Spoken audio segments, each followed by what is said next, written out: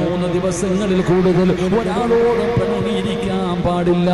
എത്ര വലിയ ശത്രുതയാണെങ്കിലും, എത്ര വലിയ വൈരാഗ്യമാണെങ്കിലും, എത്ര വലിയ തെറ്റ് ചെയ്തവനാണെങ്കിലും 3 ദിവസത്തിൽ കൂടുതൽ പരസ്പരം പിണങ്ങിയിരിക്കാൻ പാടില്ല.